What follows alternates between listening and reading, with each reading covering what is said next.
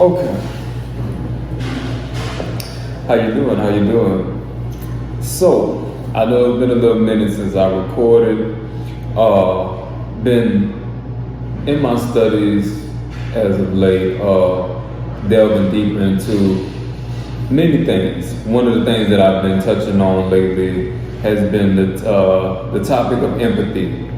But I wouldn't say the typical sense of the word, right? I know we believe empathy to be, by its basic definition, to mean is the ability to understand and share other person's feelings and experiences by imagining what it would be like to be in their situation. Yes. So to put that in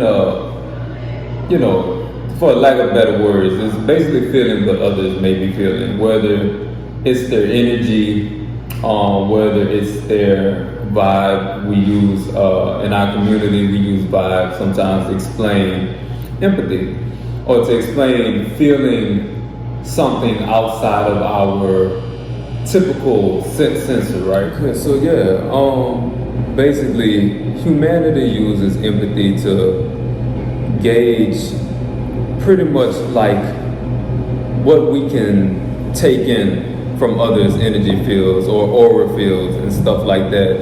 You know, when you're able to digest someone's energy in a conversation, like if they're having a bad time or if they're having a good time, and you're able to pick up or absorb their energy, that's a sensor, period, to me at least. I know humans have many different forms of sensors in order to, take on certain energies or certain concepts, to understand certain things better, versus just reading a book. There's many ways to take energy, right, or to take information, right? Because taking information, the act of taking information is in itself inherently a sensory. It's a sensory instrument is how I pretty much worded it in my notes. I said, to me, empathy is a sensory instrument embedded within our consciousness, which allows for our soul to interface with reality in a multitude of dynamic ways. And I think that was well worded. I will touch on how this relates to preens and their the aspects of the phenomenon experienced within themselves another time. Yeah, I didn't want to get this confused with sympathy.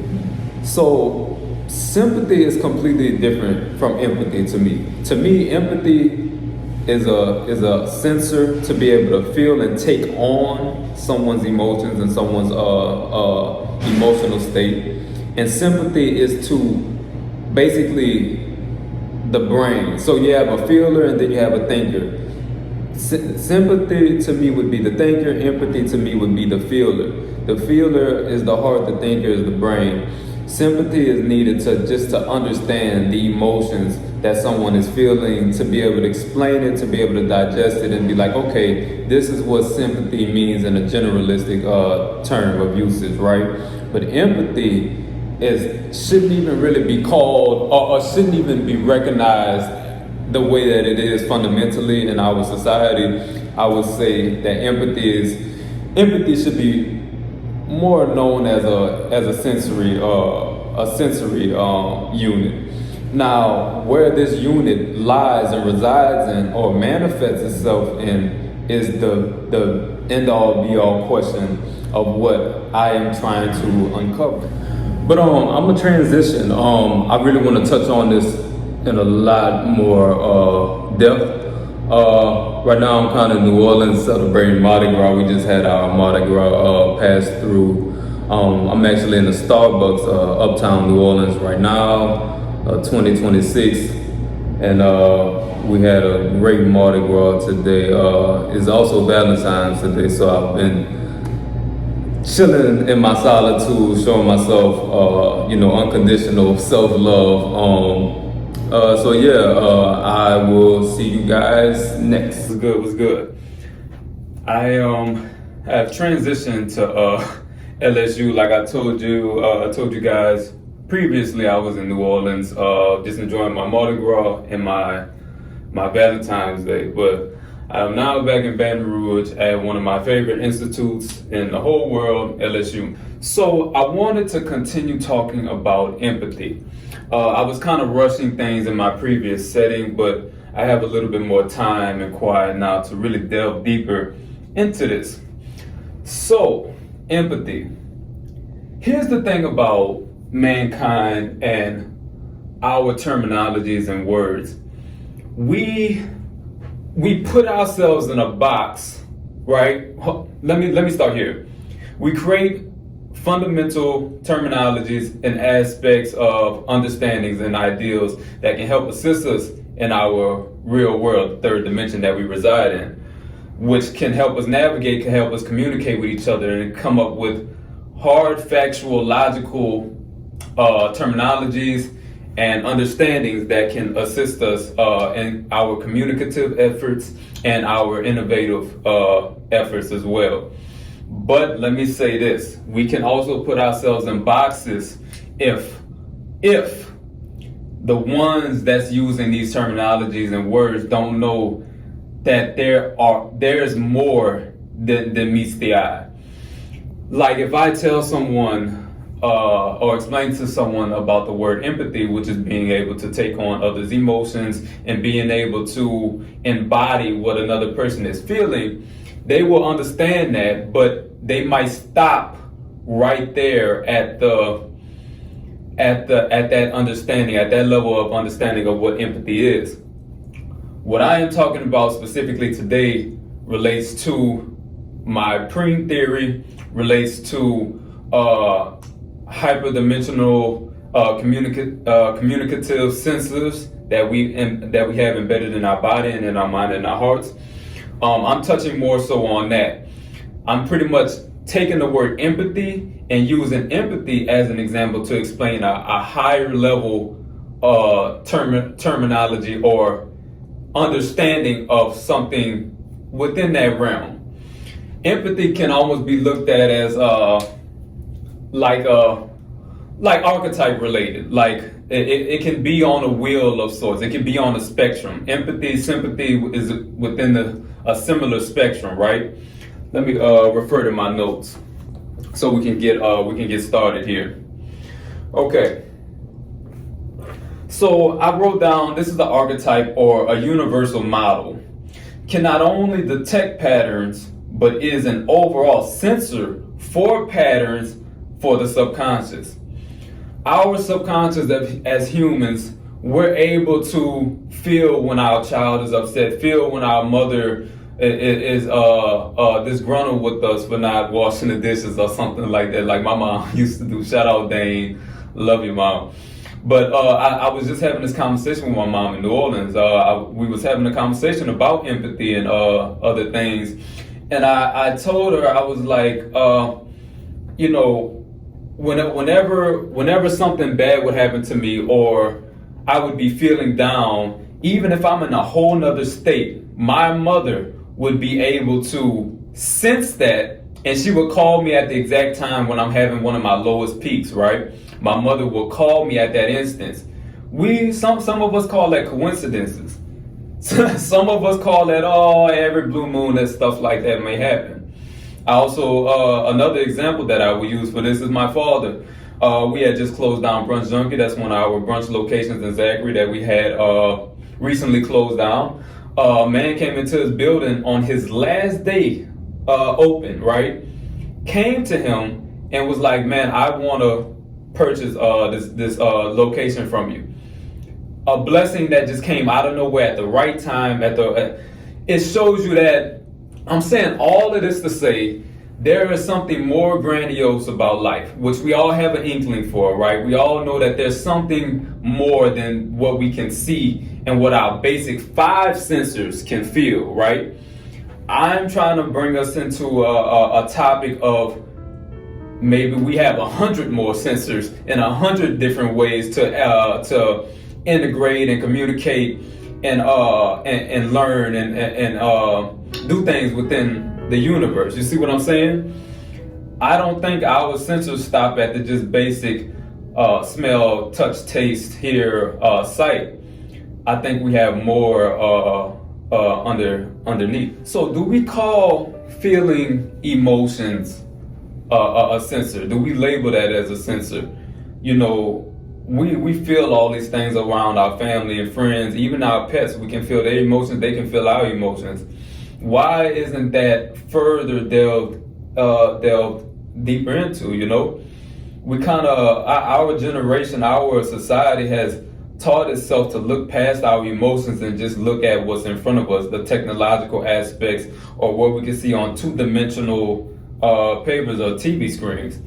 We don't look inside and say, man, there's something more to my feeler, my sensory, than meets the eye, right? And this leads me into the main topic at hand, which is, or the main sensor at hand, which is the subconscious.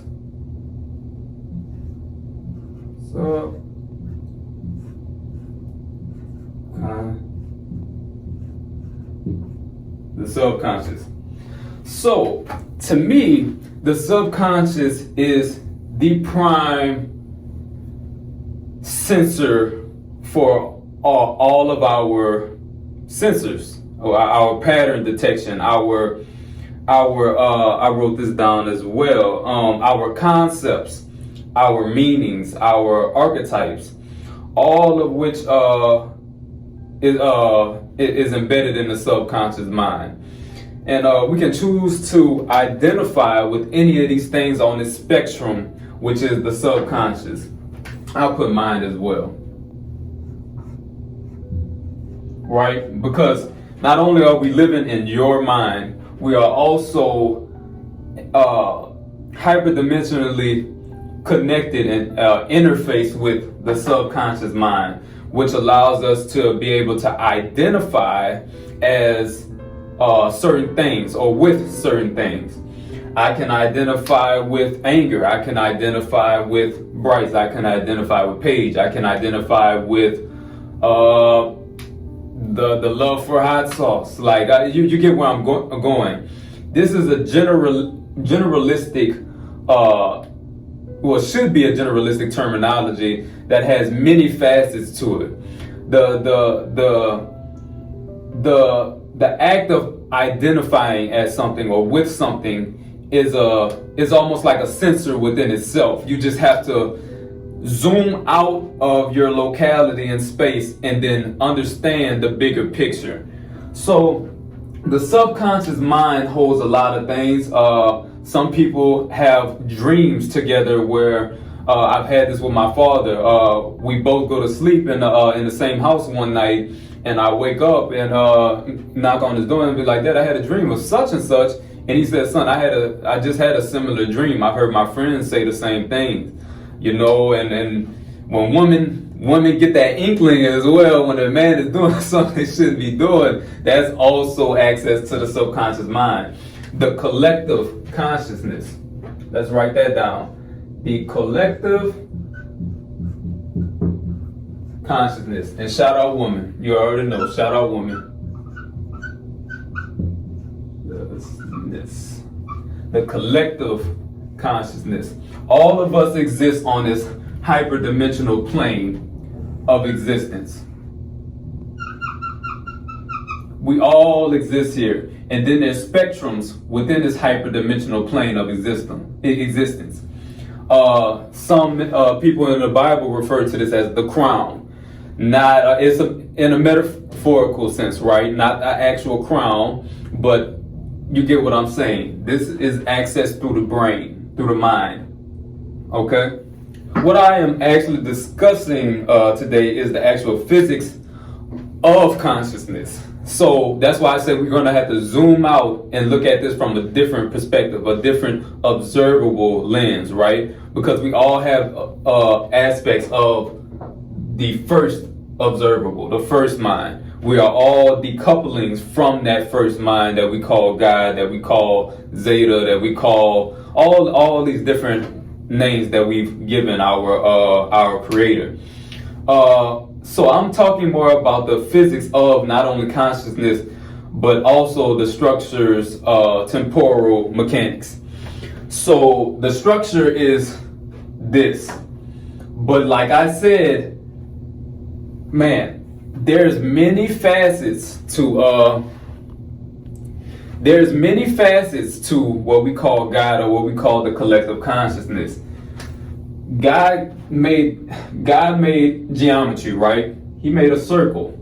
This circle can be many things. The circle can be an atom. The circle can be a moon. The circle can be a planet.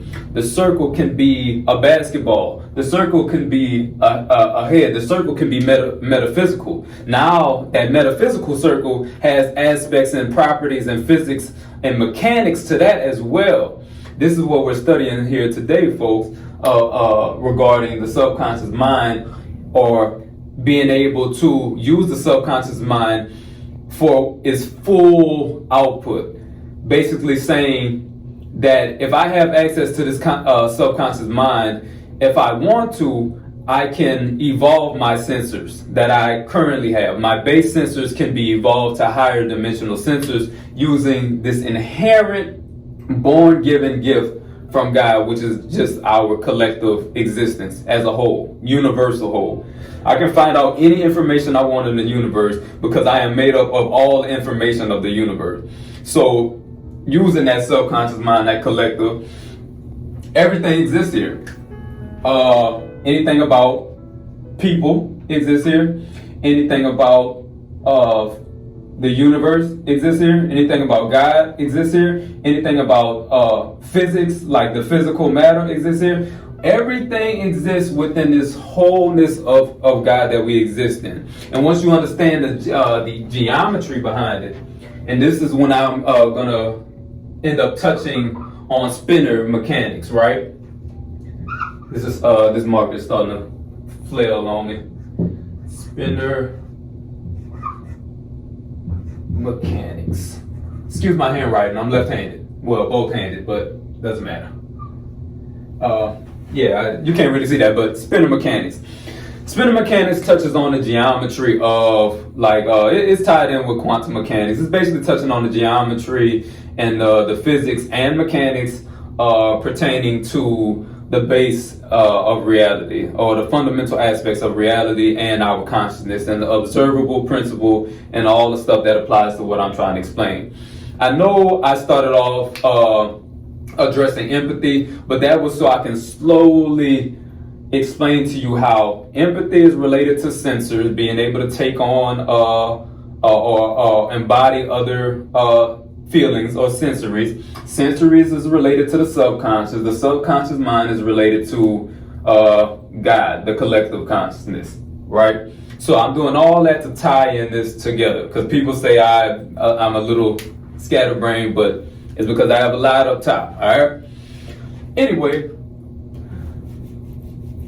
okay, so let's continue. I'm trying to see how to even bring this up, because this is when it's about to start getting a little, I don't want to say sci-fi, because this is our literal reality, but this is going to relate to the preens, my preen theory and everything that I spoke on in previous videos. So I truly believe, based off of observation, studies, experience, and many different ways of going about finding information through the subconscious mind, through the collective consciousness, utilizing spinner mechanics for its full potential. Its full potential.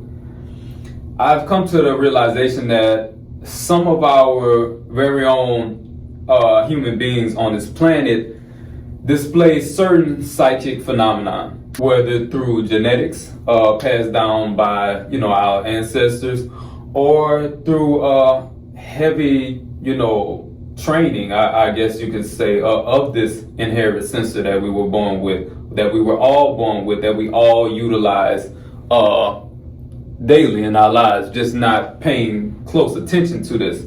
Preens, though, they already have an inherent, I guess you can say, heightened sense of awareness to this sensor. Some of us are autistic. Some of us have schizophrenia. Some of us are falsely diagnosed with many other things that would actually be a benefit if shown and understood properly. You can utilize these things and turn it into something beautiful. The whole thing about having sensors and our human bodies being a sensory instrument on its own is that being aware about certain things pertaining to the collective consciousness and the subconsciousness and the mind and the body and soul, we can, how do I want to put this? We can start to begin to evolve our sensors, our own sensors, to be able to take on or embody different things or more hyperdimensional things. So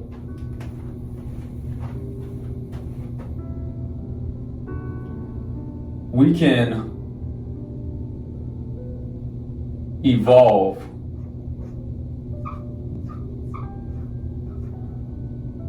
our sensors.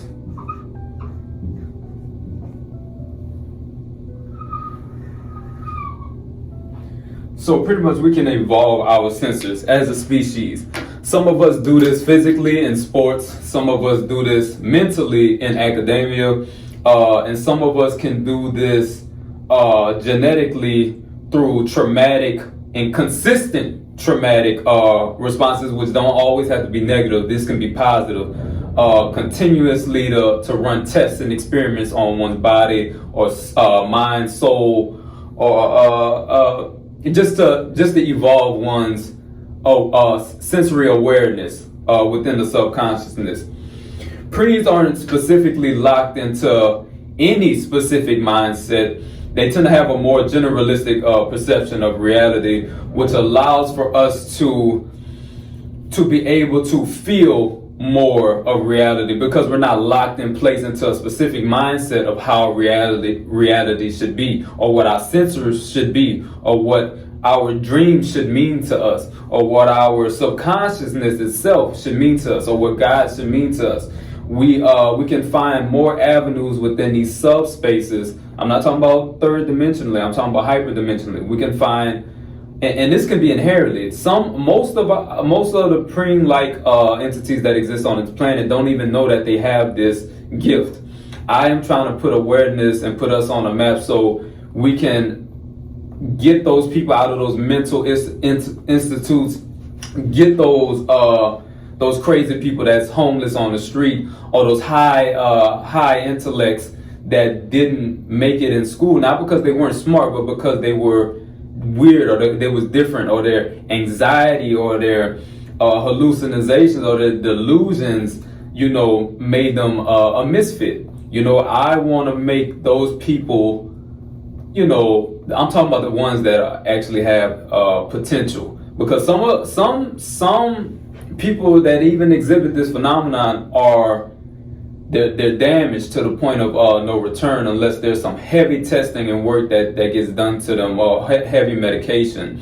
But the ones that have potential, the ones that want the betterment for humanity and for the collective, I'm talking about those people. We want to do better for this planet, is what I'm trying to say. So today I just wanted to slowly introduce us into this topic of evolving our sensors within the subconscious mind. In my next couple of videos, I'll be delving deeper into this, but I just thought this would be a good ice breaker to kind of get us into the topic without saying too much that may start to murk the waters, if you get what I'm saying. I don't want to come across as brash or anything of the sorts. I want to truly represent this topic properly. I appreciate you guys. This is Bright. Thank you.